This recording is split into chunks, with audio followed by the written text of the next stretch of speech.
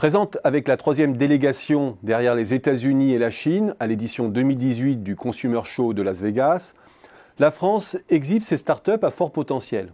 Fini le temps où le pays survendait son art de vivre, sa gastronomie, son luxe.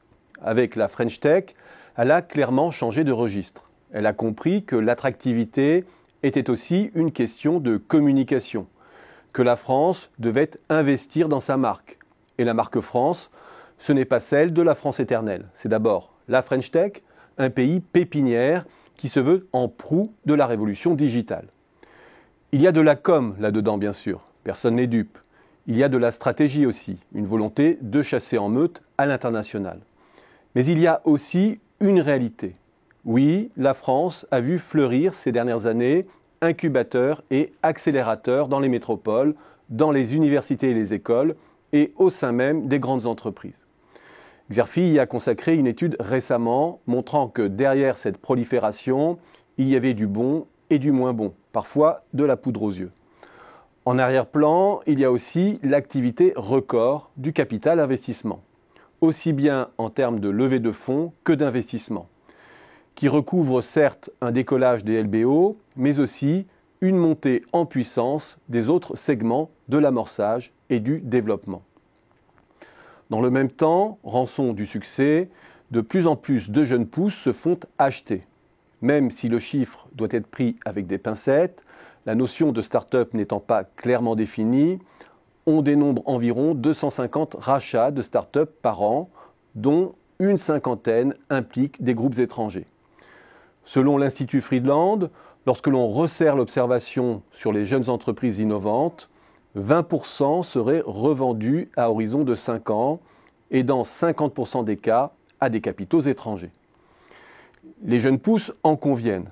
Entre le soutien de la BPI, l'abondance des fonds, la multiplication des incubateurs et des accélérateurs, le nouvel intérêt des groupes pour les parrainer ou les absorber, le contexte a significativement évolué en 10 ans. Le capital est abondant, il y a de la gonflette et peut-être de la bulle. Il n'en reste pas moins que tout cela traduit une véritable évolution de notre écosystème d'innovation. Le temps où il s'agissait de faire grossir nos PME pour les transformer en ETI par croissance organique, celui du fléchage de l'épargne vers les actions non cotées pour étoffer nos entreprises en fonds propres paraît suranné. Le processus d'innovation se financiarise lui aussi. L'industrie du capital investissement y joue un rôle clé. Cette dernière n'est efficace que si elle peut se déployer à tous les stades, amorçage, développement, transmission, jusqu'à la sortie par rachat ou cotation. Les perspectives de sortie et les promesses sur la valeur terminale jouent alors un rôle essentiel dans l'incitation à investir au stade de l'amorçage, lorsque les profits ne sont encore qu'une promesse. Ce jeu d'enchères joue d'autant mieux que les grands groupes sont actifs en tant qu'acquéreurs à la sortie. Ces derniers, compte tenu de leur surface financière, compte tenu des effets de réseau dont ils font bénéficier les entreprises en devenir, compte tenu de leur accès au financement externe, jouent un rôle décisif pour crédibiliser les multiples, en apparence délirants, dont bénéficient les startups tout au long de leur développement. Autrement dit, être un pays pépinière, c'est admettre le rachat des jeunes pousses et leur passage sous contrôle étranger le cas échéant. Dans ce nouvel écosystème de l'innovation, l'État intervient en cofinancement, à l'instar des États-Unis. C'est le cas de la BPI, il réduit ainsi le risque des capitals investisseurs.